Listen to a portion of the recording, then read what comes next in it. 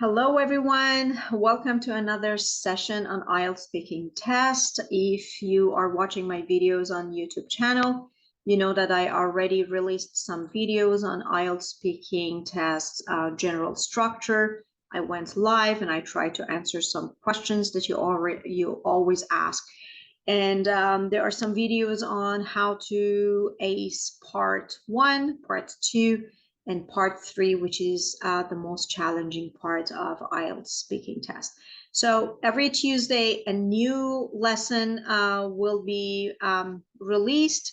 You can watch them at your own pace and you can contact me in case you have any questions.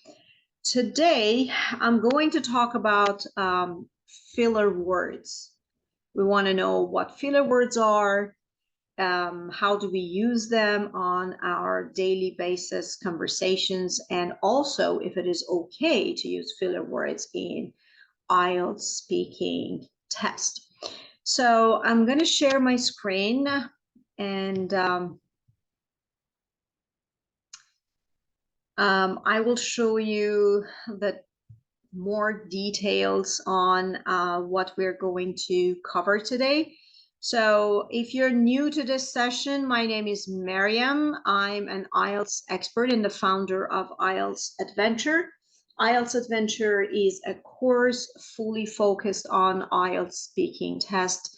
It teaches you the strategies and the essential tips that you need in order to have a more successful IELTS speaking test.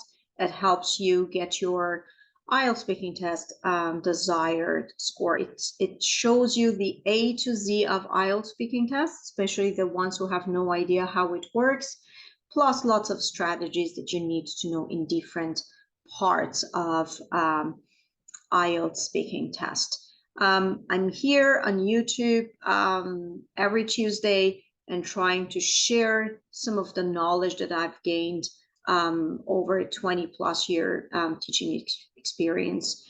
And you can always reach out to me if you have any questions regarding your IELTS test. This is what we're going to cover today. First of all, I'll show you what filler words are, how we can use filler words in a correct way, and if it is okay to use filler words in the IELTS speaking test. I'll show you some strategies that you can take advantage of filler words, and it helps you have a more natural communication with the examiner. And I'll talk a little bit about these native speaker these sounds that they produce, and it is totally okay. And then we're gonna wrap the whole thing up at the end. So let's get to the point, the main point, filler words. Filler words are some words, some phrases, sometimes sounds that you need to fill up the space, the gap in conversation, because you want to think about what you're going to say next. And in our daily conversations, it is totally fine to use filler words. And it is said actually that native speakers use average 5 filler words in 1 minute. But honestly, sometimes when I notice, I think that we produce way more than that because it happens very naturally that we don't even get to count the filler words that we use, and it's totally fine. No one blames us for producing or for using filler words. It helps us have a more natural conversation. So there is nothing wrong with using filler words. However, if they are used excessively, they can minimize your confidence and credibility. There is a very nice article written by Shapira 2019. She's a great author, and she explains how filler words, even the sounds, can help us have a more natural communication and also think about what we want to say. So it's a very controversial issue because this topic is something that not all authors agree on. Some believe that no, it minimizes your confidence. It shows that you don't know what you're going to say. It shows that you're not prepped. On the other hand, some believe that no, they are great help. So today we're going to learn what they are, and I just want to link it to the IELTS speaking test to show you what you can do, how you can use them in order to have a better communication with the IELTS examiner. These are some of the examples of the filler words that we use on a daily basis, like,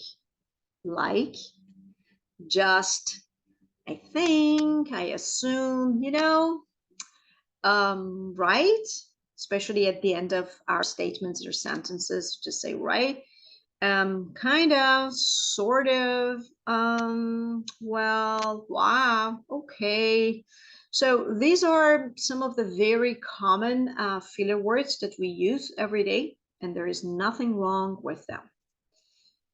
Let's see how we can use filler words correctly. In IELTS speaking test, using so many filler words, it shows that you don't have a very strong communication skill. Because at the end of the day, the examiner wants to see that you're producing some meaningful language. So if you want to overuse these filler words, IELTS speaking test is only 14 to 15 minutes. And then if you want to waste your seconds, waste your time, and fill it up with lots of filler words, this is not what the examiner is looking for.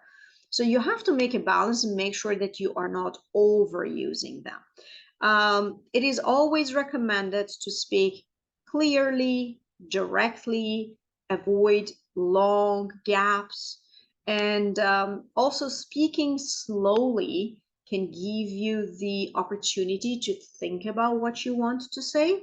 Then maybe you need less of the filler words and you can create more meaningful sentences. And also, the more you are prepared, the more you practice the IELTS speaking common topics, the more ideas you have to say, and then you naturally reduce the number of filler words that you need.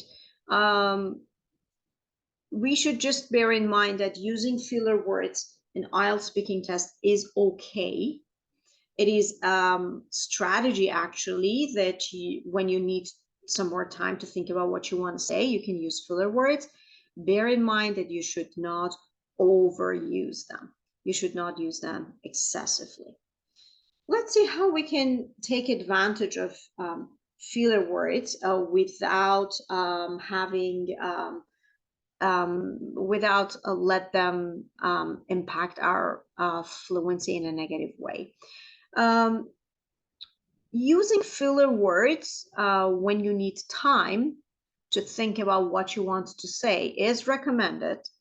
You use filler words such as, let me see, or to be honest with you. So these filler words give you some seconds to come up with an answer. So, and it has no negative effect on your fluency, which has 25% of the IELTS speaking test. Let's take a look at this question. Imagine you're asked, if you could change anything about your house, what would you change?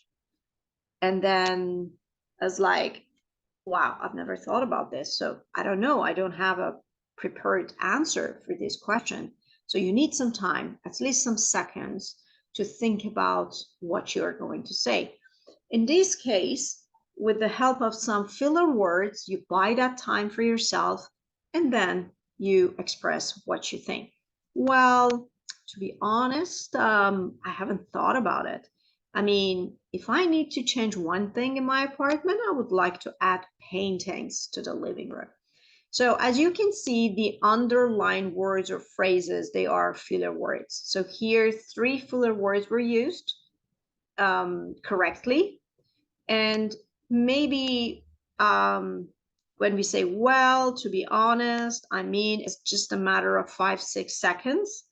Still, that 5-6 seconds, you are producing some meaningful words, and you are not quiet, because if instead of producing filler words, you just keep quiet, say nothing, and then you have a wrong impression, you make a wrong impression, and then the examiner is just like wondering, did the candidate understand what I asked?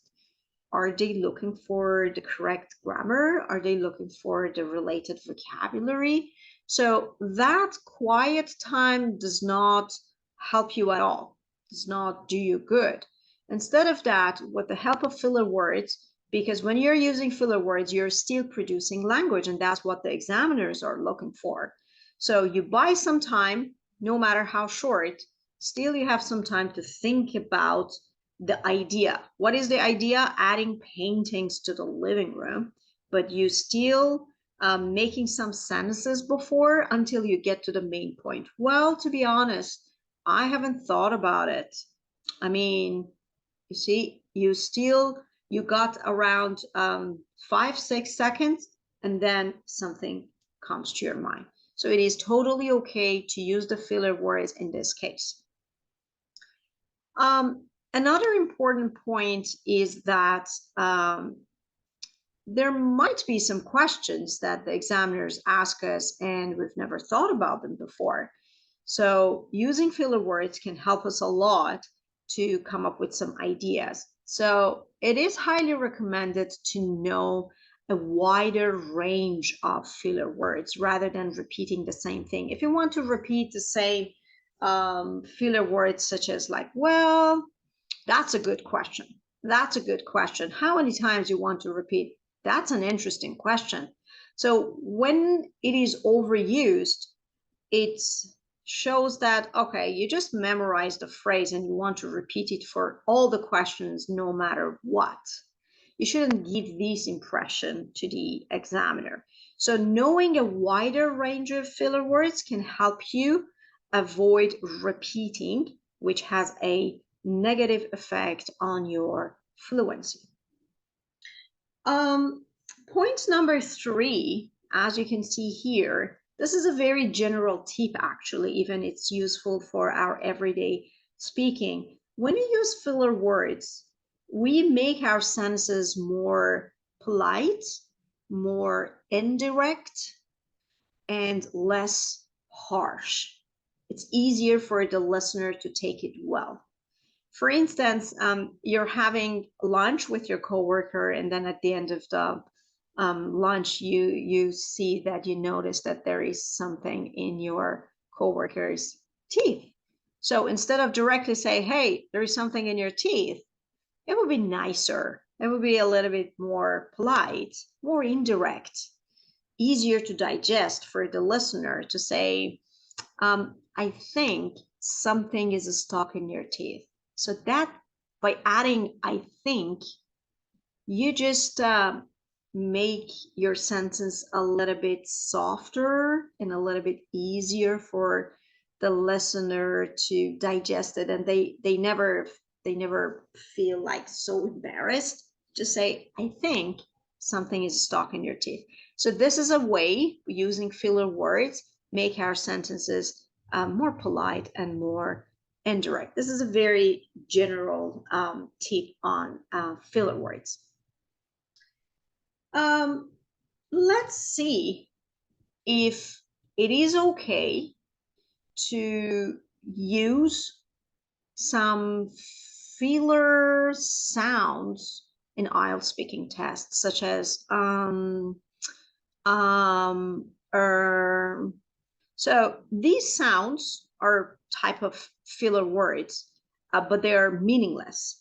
And they obviously indicate that you're looking for an idea, you're looking for a word, you're looking for the correct grammar. It depends.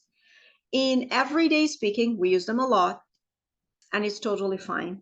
No one's going to blame us for using these sounds because we need time to think and it naturally happens. However, it depends. Imagine if you are giving a formal speech or a presentation, and imagine that if your speech is full of so it has negative impact on the audience as they think that you're not prepped, you don't know what you want to say. Your speech is full of these meaningless sounds that it is sort of annoying. So it depends in which context we are and if we are overusing them or not. Let's get back to the IELTS test. In IELTS speaking test, if we use these meaningless sounds constantly, it indicates a sort of breakdown in our language. It shows the examiner that you are not able to keep going, you're not able to continue speaking, and it shows that you don't know what you want to say. But the thing is, sometimes it means you are looking for a synonym. You are looking for that specific word. You are looking for the correct grammar. If you need ing, should I say s, plural s? Do I need future? So when we're overusing these meaningless sounds, it means a lot of things. In order not to make that wrong impression, we should be aware that using these meaningless sounds in IELTS speaking test is not recommended.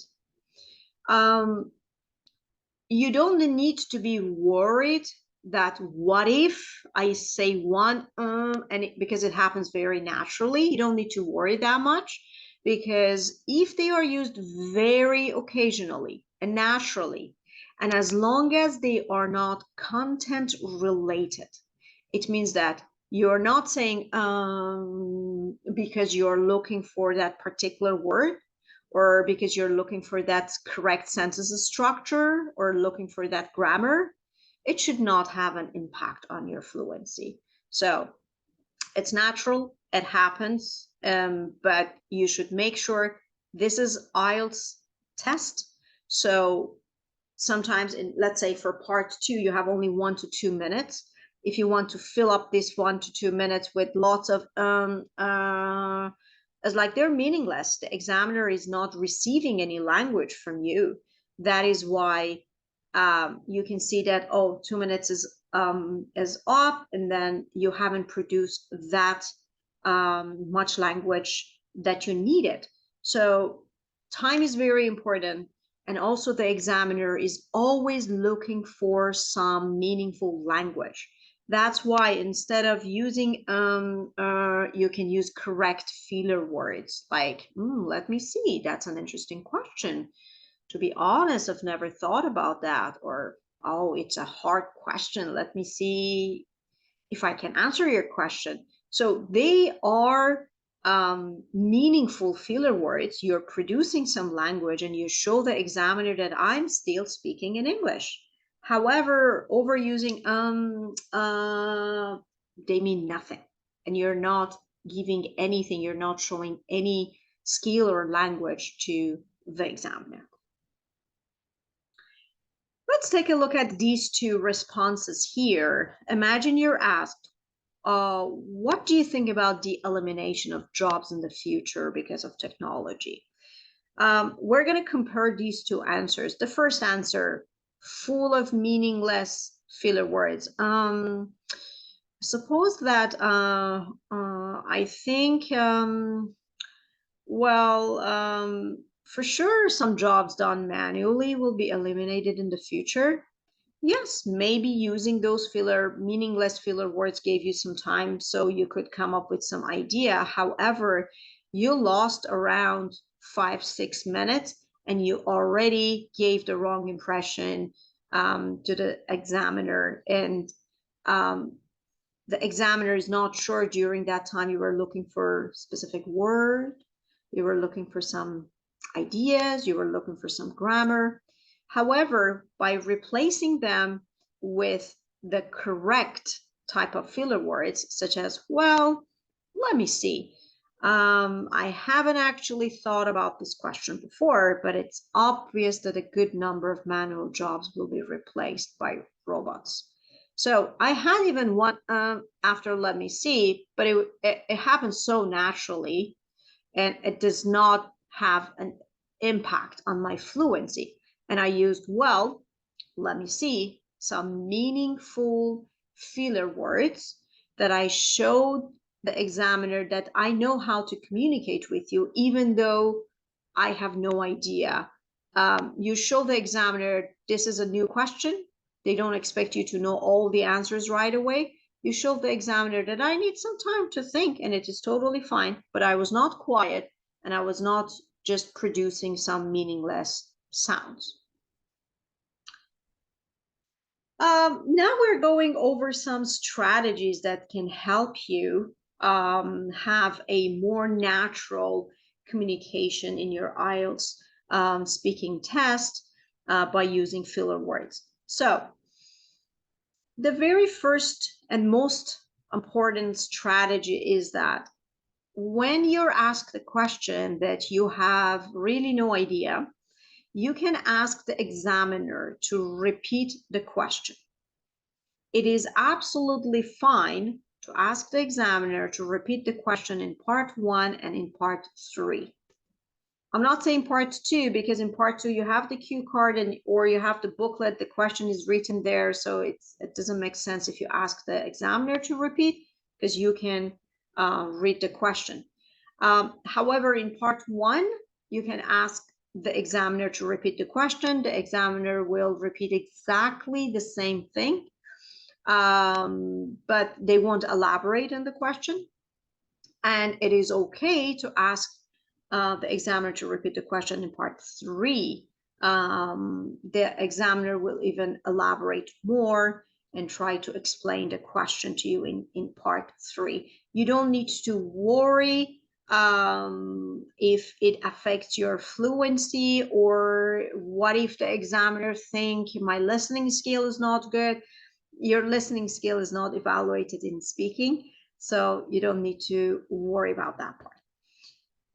Another important strategy is that you can avoid using lots of meaningless filler words or sounds by practicing the common topics. The more you practice, the more you are prepped, the more ideas you have. So when you have more ideas, when you already have more knowledge, you know what you want to say because you already practice and you have some ideas ready there, definitely you will reduce the number of times that you need to produce these meaningless sounds. So practice makes perfect.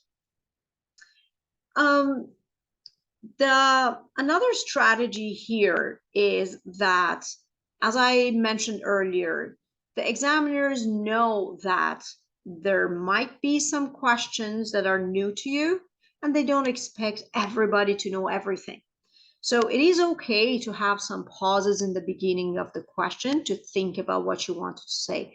However, you should be very smart and you should know how to pause. We don't pause by being quiet. We don't spend 4, 5, 6, 7, 10 seconds being quiet, just looking and showing that, okay, I'm thinking. No. We don't produce like meaningless sounds for like long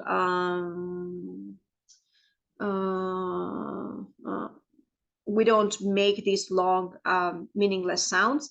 Instead of that, we can use correct filler words to buy us some time to think about what we want to say.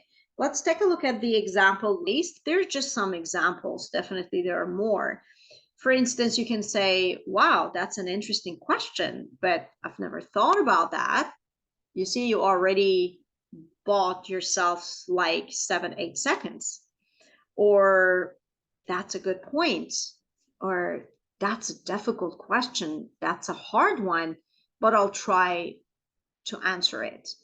Or sometimes you can just divide the idea into two separate point of view and say that, well, some people think that blah, blah, blah, and then talk about your personal point of view. However, I personally think. So these are some correct filler words that you can use once you need to buy some time to think about what you're going to say. So we never use meaningless filler words for long, and we don't we're not just being quiet for long and just showing that, okay, I'm thinking about what you're saying. Instead of that, use the correct filler words.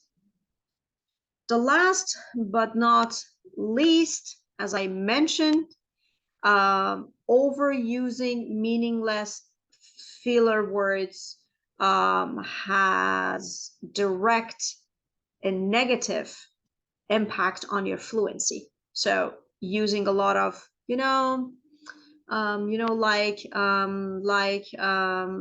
well, so you're not producing any language. This is not what the examiner is looking for. They expect you to produce language. Even if you don't know the answer, you can just come clean and say, I've never thought about it.